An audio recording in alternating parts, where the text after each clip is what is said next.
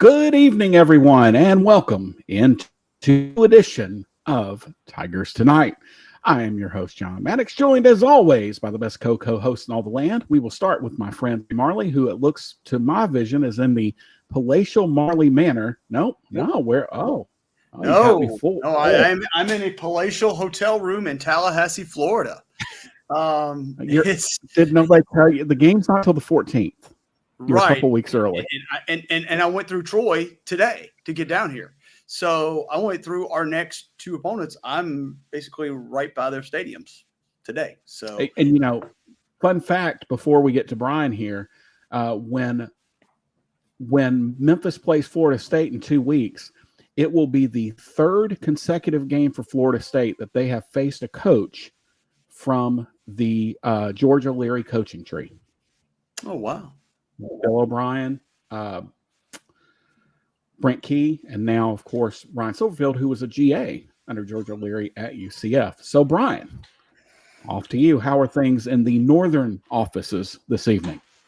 Not too bad, hanging in there. Weather is just absolutely beautiful. Can't complain. A little cool, brisk wind going through the air. So, yeah, we're enjoying it up here. So not to give away too much, but if that's the kind of weather you like, you may want to stick around for the first forecast, courtesy of MemphisWeather.net, which will come up here at the bottom of the hour. Also, Thomas from the Trojan Wall is going to join us around 7:30 Central to talk all things Troy. But let's kind of start things off, guys. Bryan, I'll start with you. Kind of your thoughts on the 40-0 win over North Alabama. Of course, to me, the big downside is you probably have lost Sutton Smith for the entirety of the season. That injury looked rough. And usually when coach is a little more eloquent, shall we say, about injuries, wishing guys well and thoughts and prayers, that's usually not a great sign. But overall, Bryan, what were your thoughts on the win over North Alabama Saturday? Yeah, not too bad. Seth looked great. The only, I guess, negative that I could find is the running game. I mean, at times the offensive line didn't look as dominant as I would have hoped. But, before the game, if you would have told me that North Alabama would have had more rushing yards than Memphis, I would have laughed at you. But, that's what happened. North Alabama had 67 rushing yards, and Memphis only had, 64, I think. And the leading rusher only had 46 yards for Memphis. So that's a big, I guess I shouldn't say, big eye opener, but that's something I was like, oh, okay. Cause for concern, because North Alabama is not good, and you can only muster, 40 something yards for your leading rusher. That's something that I'll look for this week to see if they can correct that. And Larry, a little bit about that rushing game, I think, before we go to you. It was at the first half of the first drive, I think it was first 5 plays were all Sutton Smith. And so my only thought is maybe when he went down, that kind of threw a wrench in the game plan a little bit, Larry. But again, to Bryan's point, like with the bevy of backs Memphis has, there's no real excuse to only run for 64 yards against a FCS defense that wasn't that great and gave up almost 200 yards on the ground the week before. Yeah, I agree with you, John. I think there was I think the game plan got kicked a little bit. You're right. I think Anderson was not really going to be called on for that kind of workload. And so I think 2 things happened. I think the first thing that happened is they looked at it and said, Sutton Smith got hurt. We don't want to get anybody else hurt. So we're not going to run the ball probably as much as they thought they were going to run it to start the game. And so they just relied on their passing game, especially in the second half, where you could tell like they really didn't, I don't want to say try to do a whole lot, but they did everything extremely vanilla in the second half. So, because that's when you run the ball is in the second half, guys. First half is usually about, getting your opponent, feeling them out, seeing with it. And then the second half, when they get a little tired, that's when you run the football. And I don't think we really tried that much in the second half. So, but what I did see was, and I know we're going to talk about this next, is a really, really big, physical, fast Tigers defense. If I could jump in there real quick, John, when you talk about second half rushing, if you look at the stats, Memphis had in the second half 12 yards of rushing in the second half. Right. I mean, only 4 yards in the fourth quarter. That's how many carries can't happen. Ryan? I mean, not that many carries either. Yeah. They were just you could tell. I think there was a twofold thing. Like, we've got the game. Let's get out of here without getting anybody else hurt, because you've already lost one of your two key running backs. You just can't lose anymore this early in the season. So I think that was just a feeling of, hey, let's just get out of here with a win.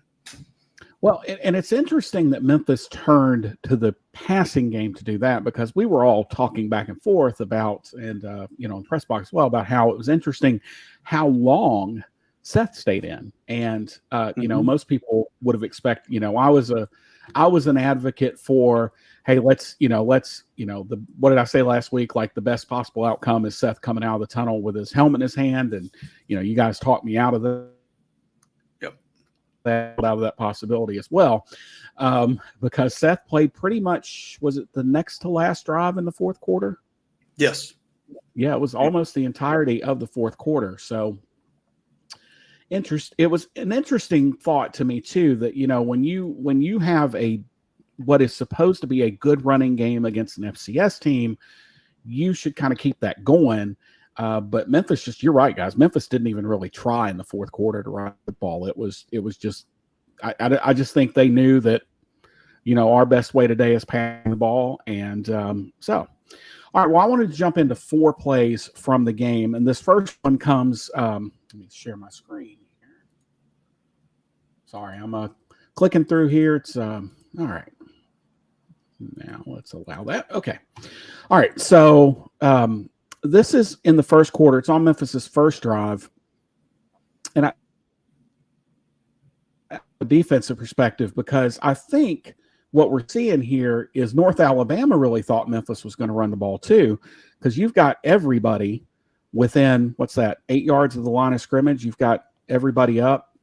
And well, I'm just going to kick in here. So you've got single high coverage with you've got basically 4, you've got 2 linebackers, 2 monsters on the outside here, and then you've got your cornerbacks sit up high. This is a single high safety look that you'll see every team in the country play. What this is, which just tells the quarterback immediately, you've got 4 wides, right? So you're man to man. You already know that they cannot play zone, so he knows it's man to man right now. Sorry, but I just wanted to point that out. No, that's absolutely right. And when you see this, this is what we were talking about, that Coach Cramsey is doing such a good job of, is he's going to make the defense take a poison pill here. So I want you to watch, I think that's Kobe Drake, and then I want you to watch Blankham. I want you to watch Blankham C right here, because Blankham C is going to be where the ball ends up, but he just runs a little switch route and then takes a post. But then keep your eye over here on this poor defender right here. As we kind of roll through this here, I'm going to slow it down. So at the snap of the ball, you see he's automatically, for some reason, turning and bailing inside. I don't know if it's all of this kind of got him turned around, but this corner just looks confused here, because he bails inside because he thinks, guys, he's got outside help. And then right there, this look at the drop man. The drop man thinks it's zone, but it's not. It's man to man. It's man to man on the outside, and he doesn't pick up Drake. And for some reason, I guess he thought he was playing zone, because look, he went to the underneath zone instead of running straight to the out. They're definitely not playing zone. You can't. So that's just a bad. That's just a bad call. I don't know what they were doing. Yeah, I don't either. So here you've got Drake. So this is one of those things. This is what I'm talking about, a poison pill. So you make guys make decisions early. So this guy, again, I think he thought zone. He bails. This is over with right here. because you cannot ask, no offense to the resident FCS linebacker here of the group, but you can't ask an FCS corner, I guess in this case, or maybe a monster, to be even with Kobe Drake at the line of scrimmage. No. Yeah, that's over. That play is dead. But Blankensee this is a great bit of route running and a great bit of teaching tape for a quarterback. So Seth also helps here because Seth is looking out here at Drake. So now you see the safety's eyes are kind of drifting back out there, but his hips are here. And in the words of famous philosopher Shakira, the hips don't lie. And when you look, when you watch this kind of unfold, but all Seth has one job here, that's to wait for Blankensee to clear this linebacker, because there's no way with trajectory and angles that this safety is going to be able to get over. The safety does a really good job of closing. And then all Seth's got to do is if he sees that safety kind of clamp down, well, he's still got Kobe Drake wide open up top, but he's just Seth. This is another example. He threw the ball to where Blankensee was going to be. Not where he was, but where he was going to be. And that's another teaching lesson for quarterbacks. Throw your guys open. And again, the safety did a nice job, I think, Bryan, of getting over there, but it was too late at that point. And just great play design and great execution all the way around. Yeah, and the offensive line gave Hennigan some time and let that play develop. So, I mean, it's a great play call by Cramsey, a great execution by the Memphis players. Yeah, and even if you look and say, all right, well, everybody's covered.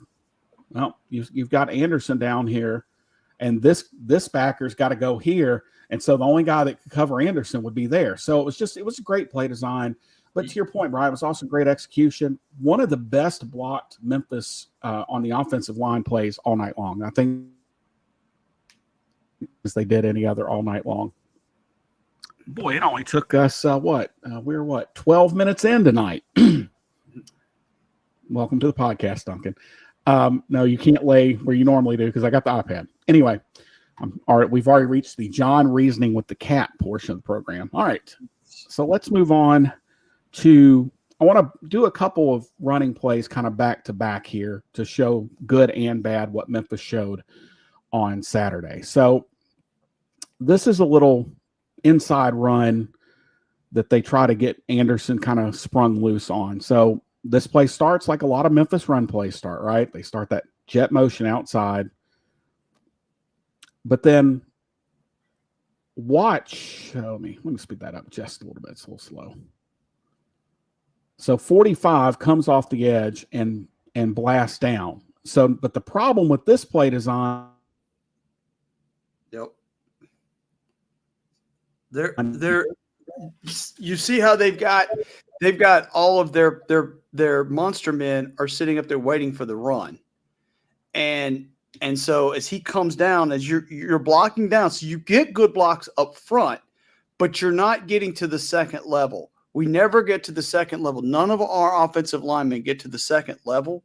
And so those guys are not able to he's not able to clear those outside guys. You see how we don't get to the second level?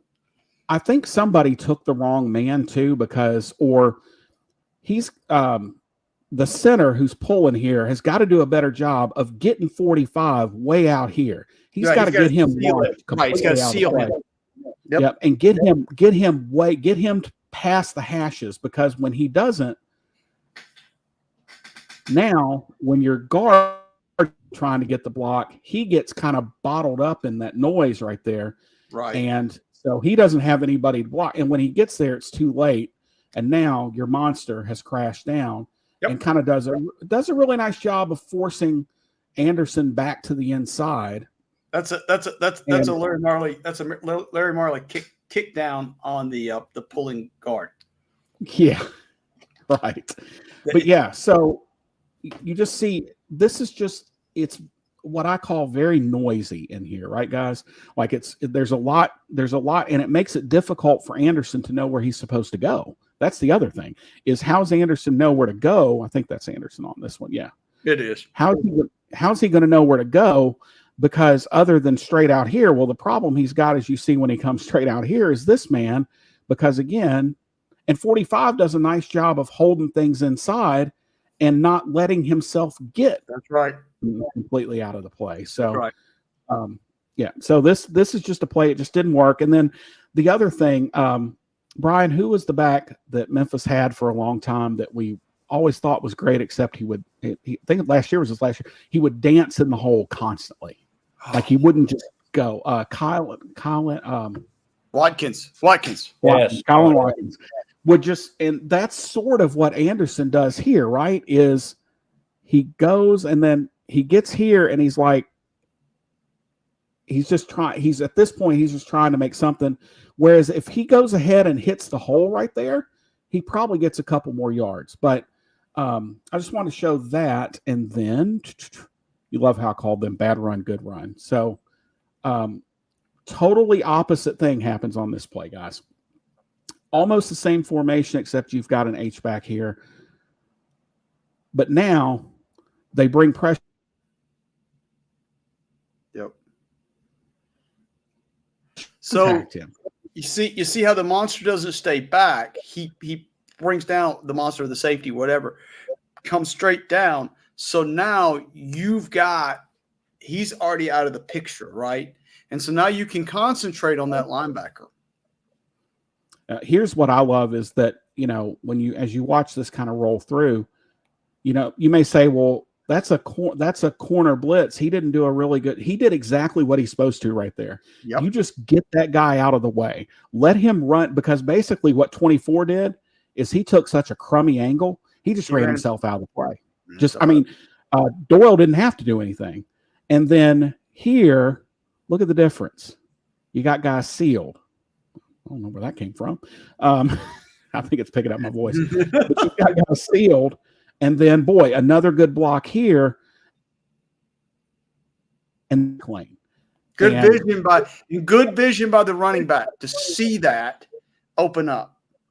And the only missed block was this one right here, and it would have sprung him for the touchdown. But still, nice spin move there. A much better effort that time by the Memphis offensive line. They just did a really good job of, but look at the no noise. You don't have a bunch of guys. You have basically a halo right here around your running back, and you don't have a bunch of guys when he's coming off the line.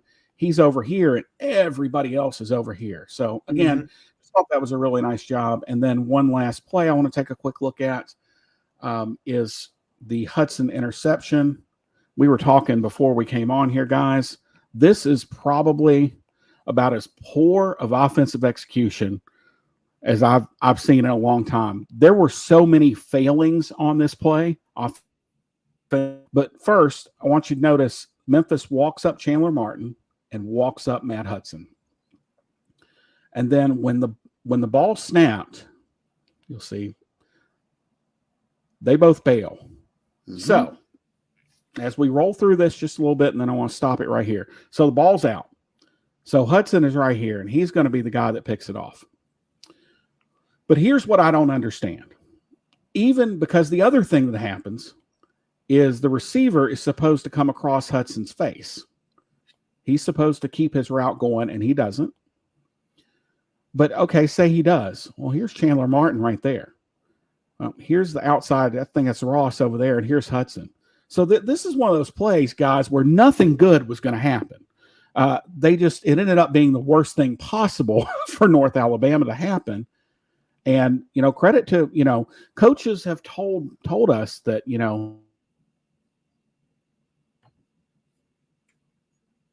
Grad, like he's a guy that kind of gets it. And he does a great job here of just doing his job, right? Like he just sits down. And again, I think Zero realizes he's made a huge error there. Hudson did a good job, guys, to corral that ball.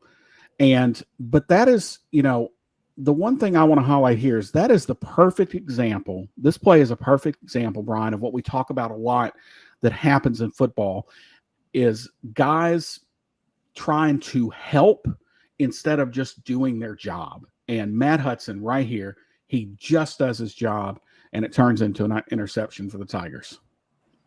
Yeah, and Coach Hankins deserves a lot of credit. I mean, you saw a lot of a lot of things that Memphis did to confuse Troy. And, when you hear the players, the defensive players speak so far this year, not to say that Hankins dumbed down the playbook, but he simplified it, for the players. And now, so they don't have to think about what they're doing. They can just react. And, during North Alabama, you saw a lot of defensive players just reacting, just doing. It didn't seem like they have to think about what they were just reacting. So it's instinct, and that's the great thing about this Mississippi defense, that Hankins has just have these guys just reacting. I don't know how else to put it in words. Just basically, they're not thinking, they're just playing.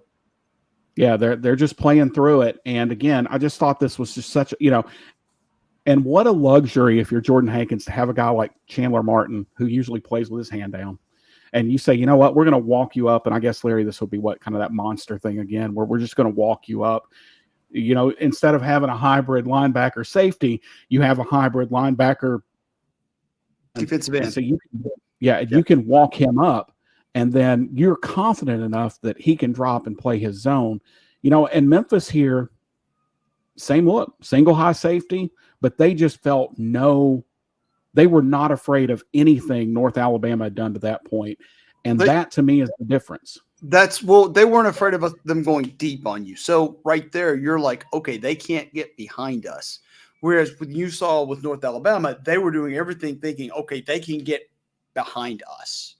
So that's the difference. Like, we're playing up front in their face, and they understand that. So what I think is going to be interesting this week is Troy's going to be a little bit bigger and faster. Will we be able to play straight up? I think we can, because I think we're just bigger and faster than they are.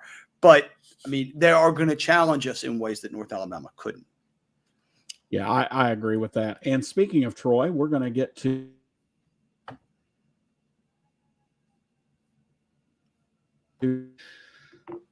Thomas from the Trojan Wall. What a great name for a website. Will join us as well. Thanks for tuning in tonight.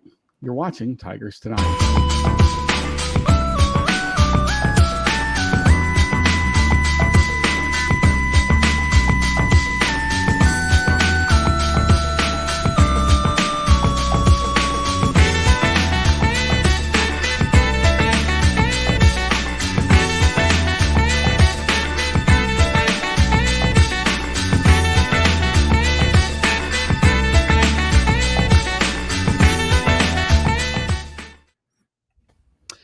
And welcome back. And boy, I hope you saw the weather forecast for Saturday. Thomas, we drew one up, a special Chamber of Commerce weather event for Saturday, as highs will be in the mid-70s. Those of us that aren't like Brian up from the north up there may have to put on their little sweater for tailgating in the morning, as it's going to be in the mid-60s. But we want to welcome in now Thomas Gleaton from the Trojan Wall. Thomas, how are you, sir?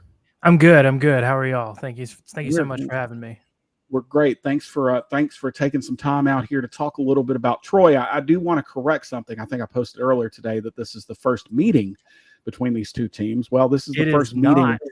It is not. It is the first meeting since all of us have been alive, as the last meeting I think was like pre-World War II or right after World War II. Troy won the first meeting in like 1938, and then Memphis rolled off 4 straight, and Troy decided to stay in Alabama henceforth, and are finally making the journey back north. So I want to get started. We've talked about this a lot with transfer portal and whatnot, but man, Thomas, there were not many schools that were. Well, yeah, and that's what happens when you have a coach like John Sumrall, who takes your team to success and gets poached by a different one. I don't know. I feel like Memphis might. Y'all are still y'all aren't Power 5, right? But you're still above. You're above the Sun Belt, at least I would say, as far as resources go. But that's the battle when. And I know you probably remember from your Conference USA days. It's a battle to keep the resources that you have, and that's what ended up happening for us.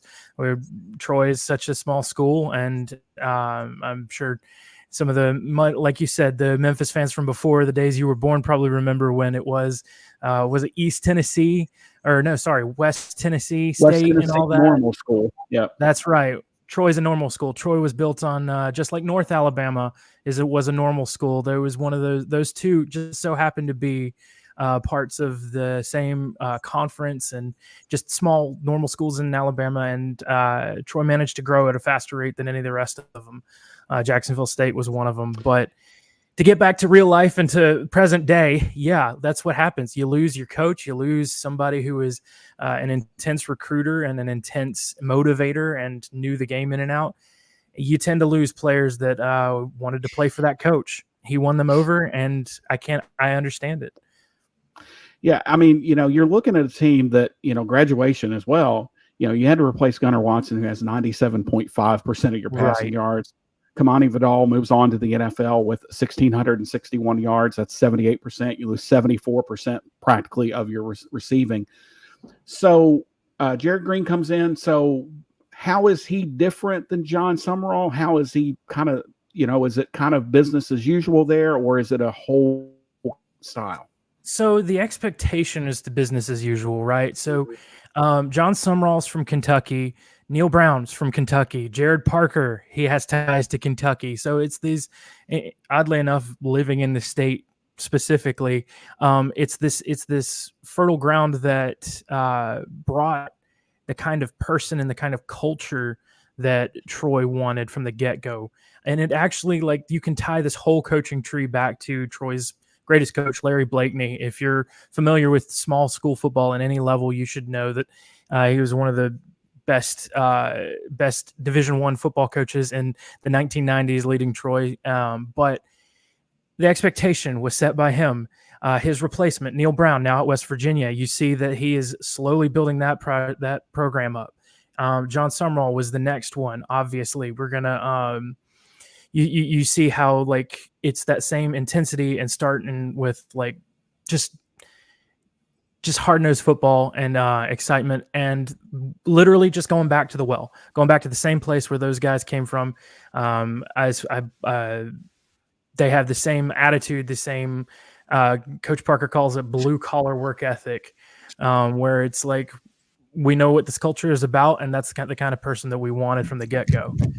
It's starting from square one in that, yes, we've lost most of the coaching staff. We've lost a ton of players. And as you mentioned, a ton of players to graduation in the NFL, probably more players lost in a senior year than I can remember. But as far as Coach Parker goes, it's business as usual, and the expectations are the same.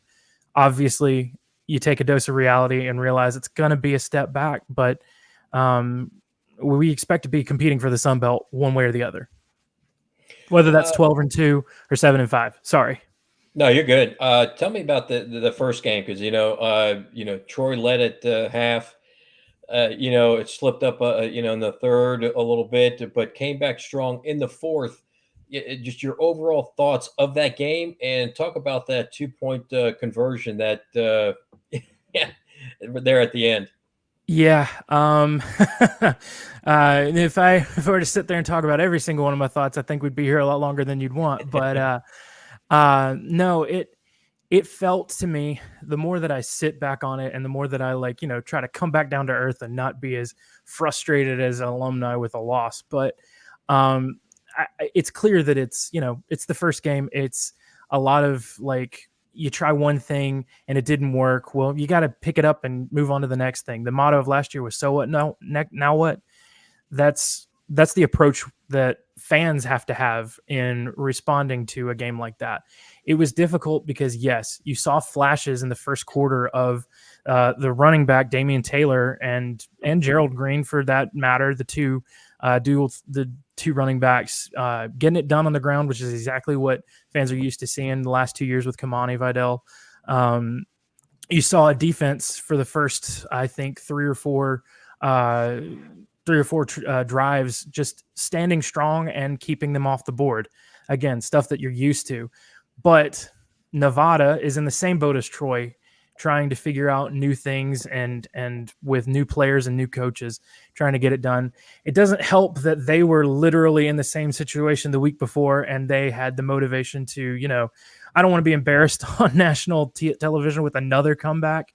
So I can understand that being a case, but I think the youth of the football team is what got to Troy. You had guys that were on defense and on offense that weren't necessarily, sticking to the job. Like I think John was saying earlier, something about they were trying to help rather than trying to do their job. I saw a lot of that, and it's just youth and not experience that happened to be the case in that.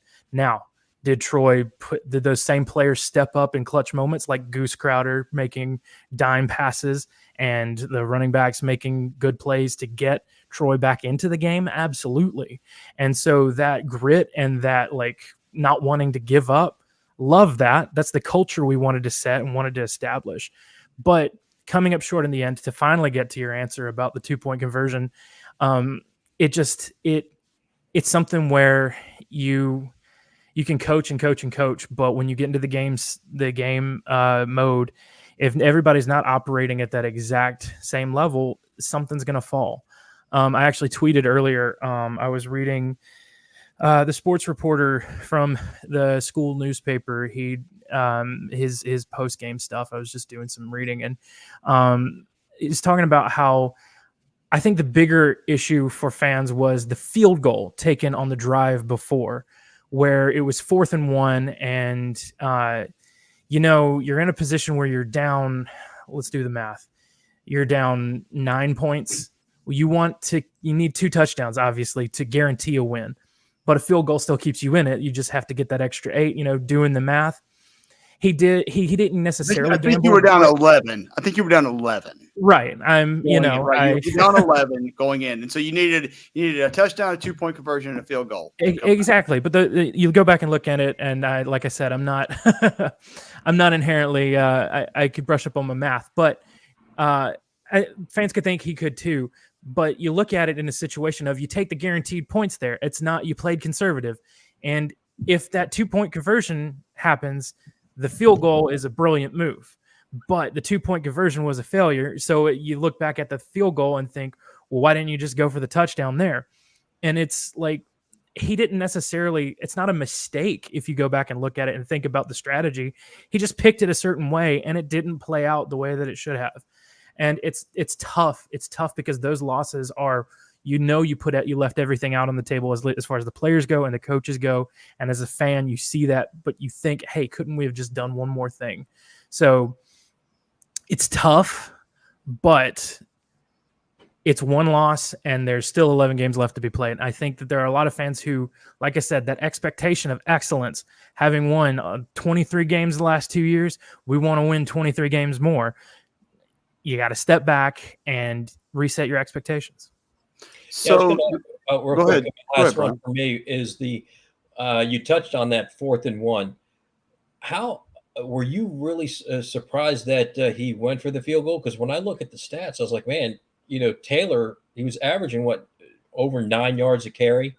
I mean, as a team, 5.3. It was 4th and 1. I mean, it is a little surprising.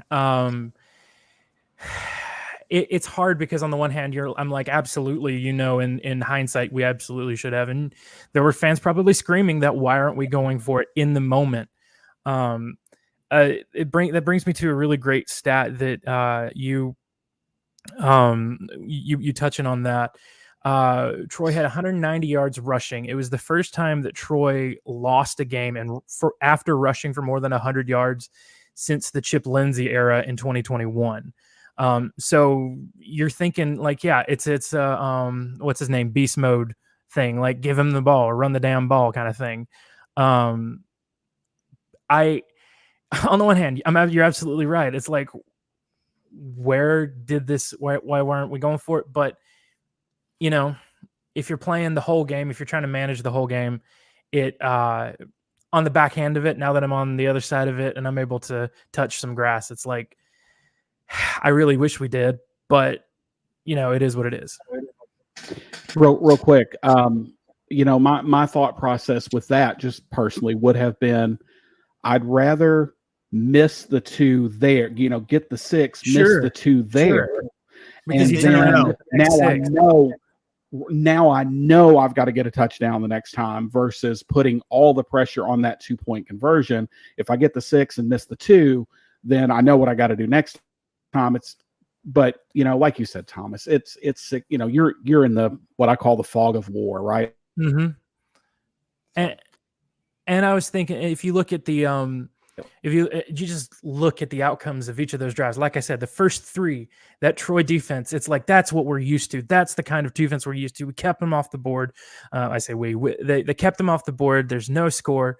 They're holding them down. They're doing exactly what we expect. But then they rip off literally 4 straight drives of nothing but touchdowns. It's not that you can't trust the defense. It's that you're in a position where you've got to do that. And maybe he had more faith in the defense than fans did. I don't know. You're right. It's fog of war, and it hurts. But like I said, part of the reason. Sorry, I was reading through this article, and where he was explaining going for the field goal, it reminded me of the 2022 App State game, which everybody saw plastered all over ESPN for the entire year with that Hail Mary. I distinctly remember in the run up to that, Troy had a 5-point lead or something to that effect, or maybe it was a touchdown lead. But on the last possession, John Summerall was running out the ball, running out the clock, and cut it down till within a minute. Instead of punting, instead of doing all of that, Troy had such a lead that he specifically told Gunnar Watson to run out the back of the end zone and get the safety, and then they would punt it, and that would play in the field position game. And so it was thinking that rather than try and punt it and maybe then return it, let's get the safety. They still have to score a touchdown. Let's kick it. And it ended up obviously backfiring. It felt to me, when more I look at that, it felt the same kind of setup where it's like, I'm trying to play the game for the game, and it just didn't work. So the Sun Belt is split into East and West. Yes. Unlike the AAC. AAC used to be that way, but now we're not. I believe the Sun Belt is the only conference that right now in FBS that has divisions right now.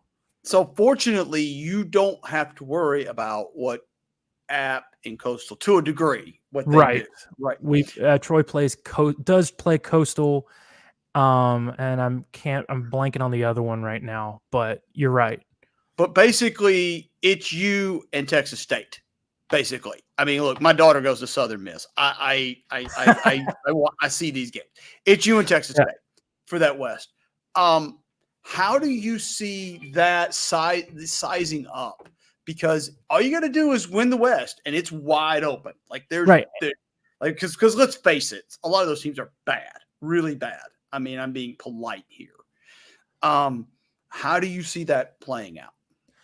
It's hard to see, and I promise I'm not trying to cop out here. I promise I'm not trying to be political with this response, but I legitimately think you're right that it's Texas State feels like the front runner.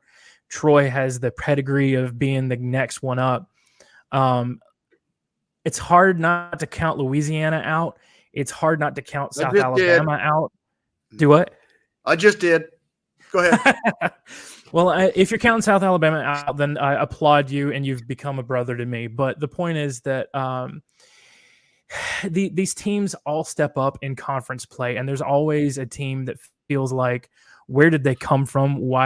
How are they good? Texas State was that. Texas State was that a year ago because it was, brand new coach, same kind of thing. You're not supposed to be the good one. Stepping up and making a bowl game for the first time in basically their history. I think it's still wide open. I still have hope because you're right. I think a lot of Troy's games that are good are at home, the tough ones. If I'm trying to remember the schedule off the top of my head, but you're right you're right if you want to say that the West is much, much weaker than the East. I would have fought you last year. I would have fought you the last 2 years on whether or not the West was stronger or weaker than the East. But I've got to agree with you with Southern Miss. Arkansas State is still looking like they've got a great quarterback, but they're not able to, elevate to that next level. We know their coach. We know their coach. You're right. Good. Right. Like ULM, Brian Vincent could be a great coach, could be the next one, but it's ULM. Let's be real. No offense to ULM fans, but it's ULM. They have the opposite of a pedigree. Southern Miss is kind of floundering. I have friends that go there, and it's kind of like that. They're not in a great position. South Alabama's in the same spot as Troy. Louisiana's kind of in the same spot as Troy. I really believe, and literally sitting there with you and going through each one of them in my head, it feels a lot more wide open than it should be. But you're right. Troy's expectations are going to be to compete for the conference championship. With it feels like a lot of the good games are at home. The tough games are going to be at home. So that could be in Troy's favor. I don't know how well the non-conference for us is going to go, for Troy is going to go, but Troy has, I think, 5 rings where they had 8 and 9 win seasons. So pulling off something like that down the line is perfectly fine. So I want to get a little more into the roster a little bit, and just a couple guys. First I'm going to start with the kicking game because I know how much Larry loves that. So tell us all about the young man from Ireland who has the most Irish name I've ever heard. And I've totally lost it here. Sorry. Help me. It's Paddy. I just split past his name, the kicker. Come on, help me out here, Thomas. Who am I thinking about? I don't know. Our Troy starting kicker is Scott Taylor Renfro, a guy from Pike County. Okay. So the other young man is not starting. Okay. All right. Yeah. Right. His name is. I know who you're talking about because I remember it coming over, and I can't remember too much about the story, but I remember reading about him, and it's one of those things where it's like international players are so great for the game, and it's so great to see guys who are not American, who are from do not grow up in the same Southern football culture that we do, just have a passion for it. Troy has a history. Do what now? Is it Paddy McIntyre? I'm terrible. Yes, Paddy McIntyre. Yes. Yeah. Okay. And he's the kickoff specialist. According to the 2 deep chart, he's the kickoff specialist. Yeah, well, we didn't exactly have too many of those going on last Saturday, so I apologize for not paying attention there. But I'm because I'm aware of Robert Cole, the punter. I'm aware of Scott Taylor Renfro. But no, I was just going to say that Troy has a history of bringing in players who have ties to other ties to other countries. You might know a guy by the name of Lawrence Tynes, the kicker for the New York Giants, played at Troy. I want to say he's Scottish, but his family was from the Panhandle area too. Not particularly sure about his, family history on that, but that's an example of it. Another Giants legend, Osi Umenyiora. He's was in the Super Bowl commercial. He's the face of NFL's international program. He came over to Troy and became one of those monster defensive players in the NFL. So just to wrap that up, I absolutely love it. I remember who you're talking about now. I just between him and Goose, I don't know which one has the better name, honestly. Goose. That Goose is such a great name. I was going to talk about him in a minute, but I think every team has one of these guys on the offensive line. I was reading a little bit about Eli Russ today. Your SID labels him the most interesting man in the world. So his dad is a stunt double for Bill Paxton and Twister. He was born on September 11th, 2001. But the last sentence is the one that's got me. And maybe he says he wants to be a blue whale so he can explore the ocean. This is my guy right here. I'm not going to lie. I don't remember diving that deep into the notes on him, but listen, I support anyone's dream to do whatever they want. The only problem is the closest marine biology school is that school in Mobile, and we hate that. So we'll have to figure out some other way to get him into the ocean there. We're close enough to Panama City Beach that we can make it work, but And it wouldn't be the strangest thing to ever take place at Panama City Beach. Well, I'm just saying. But anyway, but yeah. So it looks not like wrong. just kind of looking down the last couple of years, Troy's had to replace 3 guys along the offensive line. But you bring in a JUCO transfer, you've got Eli Rush, you're plugging holes here. So talk a little bit about the OL and kind of how because Memphis kind of has the same thing, right? Where this group's kind of got a gel, and this seems like second or third year Memphis has faced this where they've just kind of got to figure it out on the fly. Well, and it's the same issue as the overall coaching. This is the first year that we've Troy saw Neil came in 2015, Chip Lindsey came in 2018, John came in 2021. So it has been like little bursts of in between, college stints, those 4-year stints that a player has. So the O-line has been shifting basically every other or every third year for a while now. And during the Chip Lindsey era, it was very clear that you're right. It didn't feel like there was a lot of cohesion, but John Summerall comes in, the motivation, and obviously you've got a running back that sets all kinds of program records. This year, I just distinctly remember during the summer and the workout sessions in like August or so, the goal was that they felt like they had 5 guys to start, but they wanted to be deeper than that because they wanted to be able to keep the fresh legs and be rotating. I get that, but it also felt like maybe in this game on Saturday, there could have been a little bit more cohesion. I like that word. It felt like there were some kind of jobs that were missed, some kind of missteps taken, and it's okay if you're driving down the field, and it's okay to an extent because again, Troy was in that game. They were never not in that game. But if you want to see forward growth across the year, you do have to see that kind of tight knitness. Eli and then Daniel King is the other returning guy who's on the all conference rosters, basically for the preseason. Those 2 guys came in with the experience, and that's kind of a theme across. It feels like the entire team. Also on defense, we might get into that a little bit, but it feels like with the youth, it feels like there ought to be some players that are stepping up, and you see some of that. Of course, it's hard to be completely critical because Troy was competitive. But it's like you see they're enhanced. The mistakes are enhanced when you're looking at game 1 of the first year of the first coach. So that's got to be built up. It feels like that's lacking because it's a new coaching system.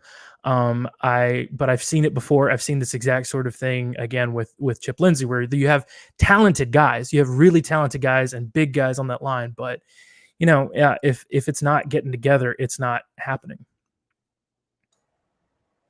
So tell us a little bit about the defense. Again, another victim of success, right? Where a lot of guys are leaving and following a lot of coaches, and all that. So tell us a little bit about the Troy defense and kind of what that look is that Memphis can probably expect to see a lot of on Saturday. Well, it's like everything that Troy's ever done under Neil, which is where the defensive coordinator came from, literally working with him at West Virginia. And his system was at Troy before that. You've got the front 4, or the front 7, excuse me. I'm thinking the front 4 because the front defensive line, but the front 7's where everything starts. You've got the leadership and linebackers. You've got them basically being the quarterbacks of the defense and reading and trying to figure out where to attack.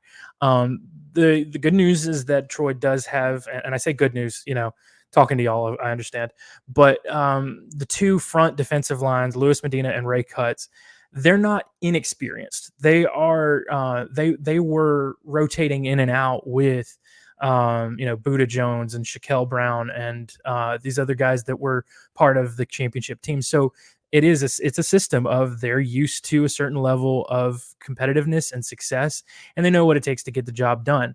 Same thing with Jordan Stringer and Thompson, the 2 linebackers that are basically that. Stringer and Thompson are captains for the entire year, but they're also the defensive linemen. So it is, again, like they're running the show. They've been here the past 2 or 3 years. They understand what this defense needs to be to succeed. And so it all kind of starts from there. That's always been the heart. That's been the heart since, like I said, back in Larry Blakeney with DeMarcus Ware and Al Lucas. And that doesn't change because of that up front has got to be where the victories won. Now, under Sumrall did a great job of building up the secondary. Him being a defensive guy with guys like Reddy Stewart and Del Pettis, they were extremely successful in the secondary. But one of the biggest like trends that I picked up with under Neil Brown and under John Sumrall was there were maybe a few too many busted plays. They were maybe beaten a couple times, but the damage and the strength from the pass defense was their ability to turn the ball over, the ability to make turnovers. We haven't seen that yet. We didn't necessarily, I don't know if we had a chance in that against Nevada because they were, second game, they're a little bit more used to their system. They're less likely to make mistakes. But I think under the Summerall era, there's something like 16. I can't remember what the stat is specifically, but Troy was one of the best teams in the nation in creating turnovers under Summerall, going back to Neil Brown. Now, again, new team, young players, but starts up front, that secondary, the teeth of the defense, so to speak, for that passing defense has got to be the ability to make turnovers. And there are guys in the back like Philip Lee and DiMaggio Yancey. They're not unexperienced. They're they were part of this team that won the last few years. So they understand what it takes to win, but we necessarily haven't had that opportunity to see that yet. So it's going to be it's going to be a matter of what leadership and what experience that is there steps up to, not only influence the talent that's there, the younger talent, but to make sure that this defense is clicking. We know what it takes. They know what it takes. Where are we going to see that happen? Didn't happen this past weekend. I don't think either side made a single turnover. There's the one fumble on the 2-point conversion that we all know about, but apart from that, there weren't any INTs that I can think of. So it's got to be something where those guys step up and be a threat. So Thomas, put you on the spot. How do you see things playing out on Saturday at Simmons Bank Liberty Stadium? This is the part where I probably get, kicked out of the dog, or I sleep in the doghouse, so to speak, with the fan base. But I know it's a new year. I'm trying to be realistic. I don't ever try to be I'm a homer for sure, and I want more than anything for this team to go at this point 11-1. But I know that's not going to happen. I know it's going to be realistic, and not to toot y'all's horn or anything, but it's pretty apparent that Memphis is one of the premier groups of 5 teams in the country, and that's where Troy was last year. I think if John Summerall came back, this would have been a matchup for game day. This would have been such a big thing, but too bad. I think Troy's going to be tested, and Troy's going to find out exactly where it stands in the group of 5 now under Jared Parker in game 2. But the standard, Memphis is the standard. This is the team that we want to be, the team that we want to beat. So we want it as a fan base, as alumni, as a team. But it's really hard to be realistic and sit there and say, I don't think there's not a chance. I think things have to go completely wrong from Memphis, and Troy has to be on its absolute best. So I don't think it's out of the question, but I just don't see I don't see it being as close as I would like. And honestly, if Troy keeps it within 2 touchdowns, I would take that as a win. I would take that as a success. I want to see Troy be competitive with Memphis. I want to see that, but don't hate the player, hate the game. I really don't see Troy being as competitive as we'd like, as we fans would like. So before we let you go, tell Memphis fans where they can see your work and learn more about Troy. Absolutely. I am on Twitter at Trojan Wall F5. We used to be part of the Forgotten 5 network. If any of you know what that means, if you don't, awesome. Follow us there. My professional profile on Twitter is at Thomas J. Gleaton. And my second in command, Ben Whitehead, is at Ben on Sports. If you want to know anything about helmets or anything, he's your guy to go. He's a finalist for Troy's Ultimate Fan of the Year there. And we love history and we love Troy football. And while I would like to end it where we began with that first game, 1938, Troy against Memphis, in the snow and the cold, a guy by the name of Sherrill Busby for Troy blocked 4 punts in one game, and Troy got the only win over Memphis so far, 12-6. I would love to see another win this weekend, but I don't think Sherrill Busby is going to be blocking any punts for us. Well, and I don't think it'll be 12-6. Hey, Thomas, thanks so much for joining us. We really appreciate it, and look forward to hopefully seeing you guys on Saturday. No worries. I'll be watching too. See you. Thanks.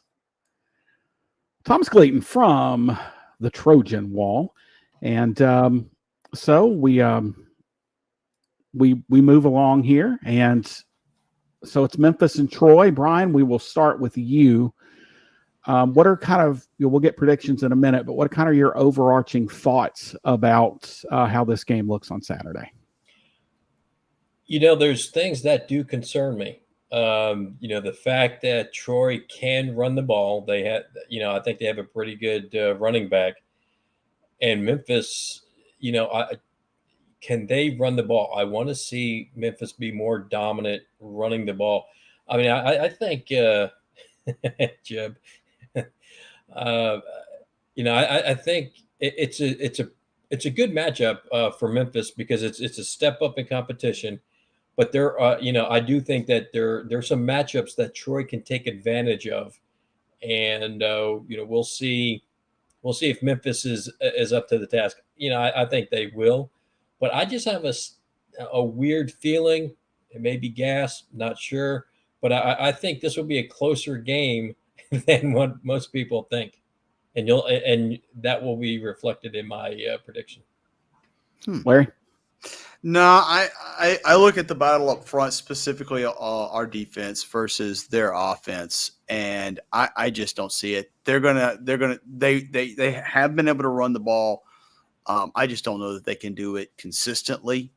I'm not sure that they're going to be able to contain our pass rush. We're going to get a lot of pressure on the quarterback.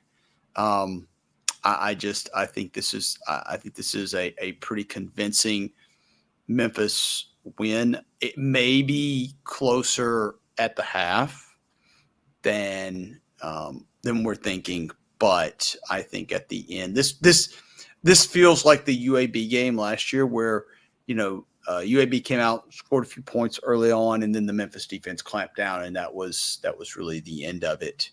That's what this feels like. We're going to do predictions here in a second, but the offense, Memphis's offense, we all know they're going to. I mean, Seth's going to do Seth stuff. We are so fast on the outside with Rock and Blankupsy and Kobe Drake, Lamphere, Doyle. It's really hard for a defense to hone in on who you're going to cover. We talked about this in the offseason, right? It's really hard. And so where do you go? The running game, I'm not concerned about it. We didn't really try. I mean, if you look at Anderson averaged 4.6 yards a carry. He just only carried the ball like 12 times, right? I mean, we didn't really run the football. So I'm not that concerned about it. This feels like a pretty good test, but I think ultimately Memphis pulls away late. Well, I'm going to play negative Nelly. There's a surprise for everybody. Not really negative, but just something, Bryan, your point about the rushing game. Now, I'm not, I hate when people say, well, you shouldn't look at, as fans and reporters and whatever we are allowed to look ahead. Teams are not, the players and coaches are not allowed, but everyone else is. Florida State starts 0-2, which is something I told folks could happen after that first loss.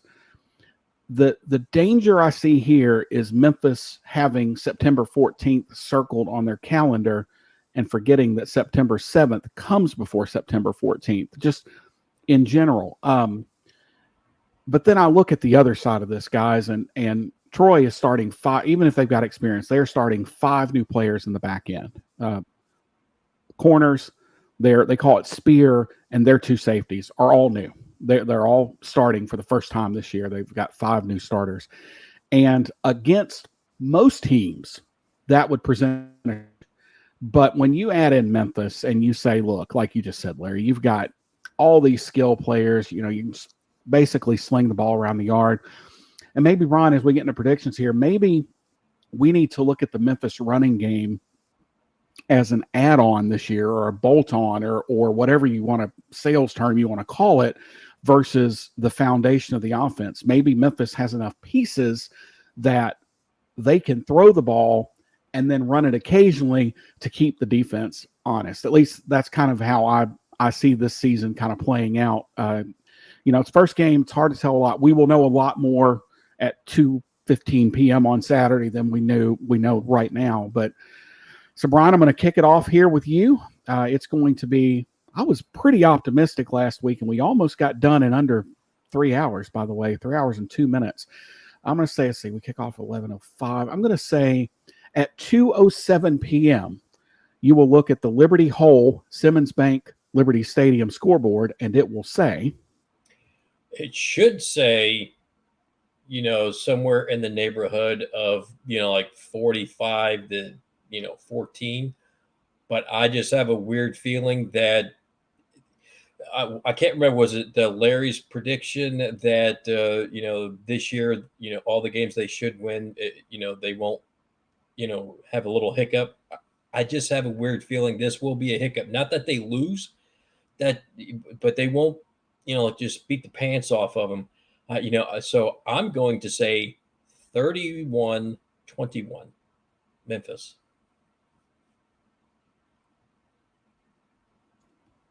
Larry, you're muted there, friend. My fault. 38-13. This feels like a Memphis gets up early. They can't just come back. Memphis, we're able to move the football. Ryan's not a run it up kind of guy, but and so I think once he gets the big lead, it's pretty obvious they can't come back. He puts the clamps on it, and that's the end of it. Boy, he sure looked like a go for the throat guy last week. We didn't really get into that, but Memphis was just throwing the ball all over the place late. And look, I'm a fan. I take the Steve Spurrier approach. I'd score half 100 on my mom on Christmas Eve if it was about winning a ball game. I'm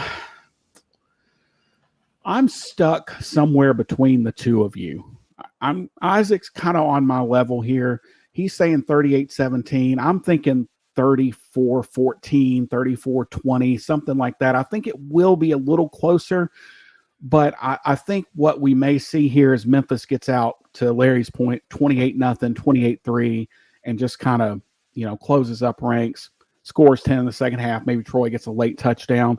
But I'll tell you, this is also one of those games that if the Memphis defense isn't ready, this thing could kind of get in a little bit of a shootout. But I think, honestly, every way this game plays favors Memphis.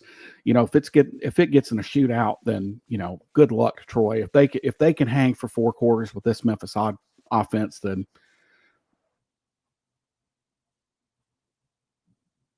that Memphis defense is fast, guys. You got, that I told you guys the other day, that's the fastest Memphis defense I have seen that I can remember. They are big, physical, and fast. And to your point, Bryan, they're just reacting. Now, somebody is going to scheme us, might out-scheme us this year, but I don't know anybody on our schedule that's going to out-athlete that team. They are really big and fast. Well, yeah. For all their shortcomings. Florida State's going to have. I don't know anybody that's going to do that. Yeah, and I feel like, not jumping ahead, but I feel like as long as Adam Fuller's the defensive coordinator at Florida State, we have a chance next week. But anyway, that's neither here nor there. So, Bryan, what have you got cooking for this week? I got the final Pro Football Focus grades. That will be going up about 15, 20 minutes after this podcast ends. We'll also do more analytic pieces. We'll compare the starters. I'll take a look to see, what Troy does and how it obviously how it matches up to the Memphis defense. So you can look for those articles this coming week. And I will have 3 keys to victory over later this week. And of course, I will be at the game on Saturday. And I did want to take a minute at the end here to shout out the Memphis Athletic Department and the folks at Simmons Bank Liberty Stadium for handling a really, really challenging situation on Saturday very, very well. The new digs are really nice. It's a big improvement over falling ceiling tiles and wasp nest. I know we joke about that a lot, but just they did a bang up job over on the new side. And I don't know, I got my wires crossed and I thought the press was going to move back, but no, the press is staying where they are. This is the new press box, the new where the announcers are, TV, whole thing. So they did a really great job, and they're going to replace windows next off season. But other than that, it was great. Had that new car smell the whole way through. The only complaint I have is they left this is first world journalist problems, but they left the workroom, the photo room is in the same spot it's always been. So now just instead of just walking down some stairs and being there, you got to go all the way down the stairs and got to go halfway around the stadium. But, it's kind of, the stadium is I know it sounds great. It's really cool looking. It's a kind of a cool effect, especially down at field level looking up. It's very weird when you first pull up. It's very weird when you walk on the field, but it's also a very cool effect. But this Saturday, weather's going to be absolutely gorgeous. Mid 70s, low 60s for the early bird tailgaters. So, maybe a better crowd this week. I think, the threat of rain, and it was so blasted hot last week that played a lot of impact, I'm sure, to some people not going. But yeah, Isaac, it is a hike, man. It is, for those who know, the workroom is underneath section 129, 130, and the press box is all the way on the other side where the old suites were. So it is, and when it's the end of the game, there's no elevators, right? You can't take the elevators down, so you're hiking downstairs. But another thing is on the other side, we came out at, I'm going to say it was like row 115. Well, here we're at row 89. So we're probably a good 20, 30 feet lower, but that does not help at the end of the game. It's such staff for handling a crazy situation where there was a lot of moving parts. Hamp Brock and his folks and Claire and the whole team over there just did an absolutely bang up job of making sure we all had everything we need. So for the best co-hosts in all the land, this is John Maddox signing off for Brian Moss and Larry Marley. We will see everybody next week for Tigers Tonight.